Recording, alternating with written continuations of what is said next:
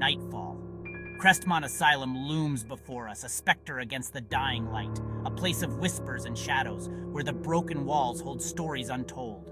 We're drawn to places like this, where the veil between our world and the other side wears thin. Places like Crestmont, abandoned, decaying, forgotten by the living but not by the dead. The air grows heavy as we approach, thick with anticipation and a chill that has nothing to do with the weather. Even the word asylum conjures images, straitjackets, padded cells, and treatments better left forgotten. But what happens to those energies, those emotions, when the walls themselves become a cage? Tonight we find out. Tonight we step into the belly of the beast, into the heart of Crestmont Asylum. The rusted iron gate groans, a death rattle that echoes in the stillness. Every step forward feels like a step back in time. The air is heavy with the scent of decay, dust motes dancing in the faint moonlight filtering through broken windows. The building seems to sigh around us, the weight of its history pressing down. We move through the entrance hall, our footsteps echoing on the cold, hard floor. The remnants of lives lived and lost linger in the air, a scattering of medical charts, a rusty gurney, a solitary shoe. Each object whispers a silent story, a fragment of a life lived in the shadows. The darkness clings to us as we venture deeper, the silence broken only by our breathing and the occasional creak of the settling structure. The deeper we go, the more oppressive the atmosphere becomes. The air grows colder, a bone-chilling cold that seeps into your very marrow. There's a presence here, unseen but undeniable. A feeling of being watched, scrutinized by unseen eyes. We reach a room at the end of the hallway, its door slightly ajar. A single ray of moonlight slices through the darkness, illuminating dust motes dancing in the still air. An overwhelming sense of sadness permeates the room, a tangible despair that hangs heavy in the air. Suddenly, a door slams shut at the far end of the hallway, the sound echoing through the silence like a gunshot. Our hearts pound in our chests, adrenaline surging. We spin around searching for the source of the sound, but there's nothing there. The air crackles with unseen energy. Goosebumps erupt on my skin. This place is alive, pulsing with the energy of thousands of lost souls.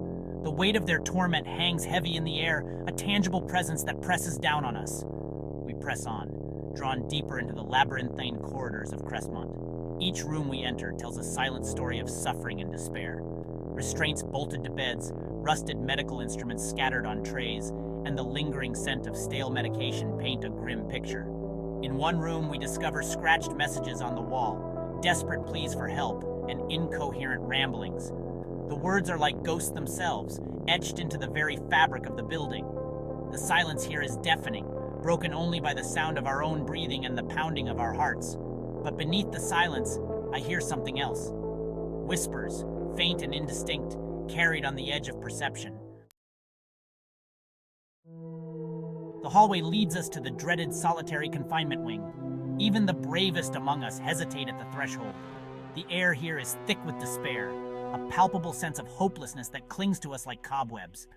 The iron doors, rusted and cold, stand as sentinels, guarding the secrets of the souls who were imprisoned within. Peering through the small barred windows, we see only darkness and the ghostly outlines of beds and toilets. But the silence speaks volumes. I can almost hear the screams, the sobs, the frantic scratching of fingernails on the cold, hard walls. As we turn to leave, I feel a cold hand brush against my arm, sending a jolt of fear through me. I spin around, but there's no one there. Just the darkness and the lingering sense of dread. Down a side corridor, we stumble upon what was once a doctor's office. The air here is different, thick with a strange mix of authority and despair. A once imposing desk sits in the center of the room, now covered in dust and decay. The leather of the chair is cracked and peeling, as if the doctor himself had just risen from his seat and vanished into thin air. An open medical book lies on the desk, its pages yellowed and brittle with age. The title sends a shiver down my spine. Diseases of the Mind. Drawers hang open, their contents spilled across the floor, rusty scalpels, syringes, and vials filled with unknown substances. We find a nameplate on the desk, Dr. Henry Blackwood. Who was this man, this doctor who held the fate of so many souls in his hands? The answer, lost to time, lingers in the silence. Next, we find ourselves drawn to the treatment room. A chill runs down my spine as my eyes fall upon the rusted medical table, its leather straps worn thin from use. This room has witnessed unimaginable horrors, the air thick with the residue of pain and fear. The scent of antiseptic hangs heavy in the air, a sterile mask for the suffering that once permeated these walls. I can almost hear the screams of patients, the buzzing of the electroshock therapy machine, the desperate pleas for mercy that went unanswered. The floor is littered with broken glass vials, their contents long since evaporated. A lone rubber hose lies coiled in the corner, a chilling reminder of the brutal treatments inflicted upon patients deemed incurable. The sight sends a shiver down my spine, a visceral reminder of the dark history contained within these walls. As we move through the asylum, documenting its every shadow and creak, we reach the ward for the criminally insane. The energy here is noticeably different, heavier, more charged. The air crackles with an unseen energy that makes the hairs on the back of my neck stand on end. We hear it first, a low, guttural growl emanating from the shadows. Our hearts pound in our chests as we strain to see through the darkness, our flashlights cutting through the gloom. Suddenly, a figure appears at the end of the hallway, tall and skeletal. Shrouded in darkness, it seems to glide towards us, its eyes glowing an eerie red in the dim light. Then, as quickly as it appeared, the figure vanishes, leaving behind only a chill in the air and the lingering sense of dread.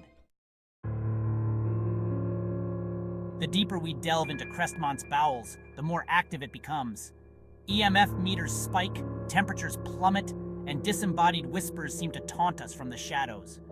This place is a powder keg of paranormal activity, a breeding ground for the unexplainable.